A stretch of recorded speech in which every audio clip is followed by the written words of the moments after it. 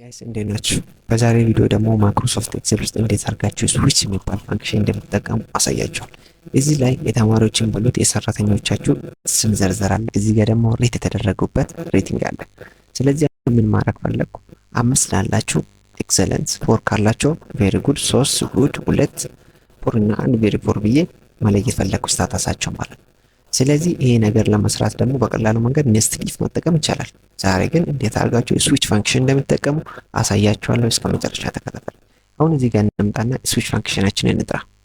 ኢኳል ብለን ስዊች እንበልና ይሄው ስዊች ካለ በኋላ የመጀመሪያ ፓራሜትሩ ኤክስፕሬሽን ነው። ኤክስፕሬሽናችን ሬቲንግ እንስጠው፣ ኮማ እንበልና ከዛ አንድ ከሆነ በኋላ አንድ ምን ይሁን ቬሪ ፖር፣ ለአንድ ቬሪ ፖር ይሁን፣ ለአንድ ቬሪ ፖር ይሁን፣ ለሁለት ደግሞ ምን ይሁን ለሁለት ፖር ይሁን፣ ለሁለት ፖር ይሁን። ከዛም በኋላ ለሶስት ደግሞ ምን ይሁን ጉድ ይሁን፣ ጉድ ይሁን፣ ጉድ ይሁን። ለሶስት ምን ሆነ ጉድ። ለአራት ደግሞ ለአራት ምን ይሆናል ቬሪ ጉድ ይሆናል፣ ቬሪ ጉድ። ለአራት ቬሪ ጉድ የሆነ ለአምስት ደግሞ ምን ይሆናል ኤክሰለንት፣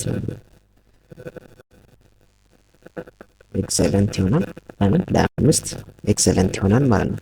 ስለዚህ እንዲህ ካልን በኋላ ብራኬታችንን ዝጋና ኢንተር እንለዋለን ማለት ነው። አያችሁ አምስት እንዲህ አድርጎልናል። ይሄኛውን ደግሞ ምን ማድረግ ብቻ ነው የሚጠበቅብን? እኛ የሚጠበቅብን ደብል ክሊክ ስናደርግበት የሁሉንም በዚህ መልኩ ይሰራል ማለት ነው። እስኪ ቼክ እናድርገው። 3 ጉድ ነው፣ ልክ ነው። 2 ፖር ነው፣ 1 ቬሪ ፖር ነው፣ 4 ቬሪ ጉድ ነው፣ 5 ኤክሰለንት ነው፣ 3 ጉድ ነው፣ 5 ኤክሰለንት፣ 1 ቬሪ ፖር፣ 2 ፖር፣ 3 ጉድ። ስለዚህ እንዲህ በማድረግ ስዊች ፋንክሽንን በመጠቀም መስራት ትችላላችሁ ማለት ነው። ቪዲዮ ከተመቻችሁ ላይክ፣ ሼር በማድረግ ሰፖርት አድርጉኝ። ቻናሉን ደግሞ ሰብስክራይብ ካላደረጋችሁ ሰብስክራይብ አድርጉልኝ። በሌላ ቪዲዮ እስክንገናኝ ድረስ ደህና ቆዩልኝ።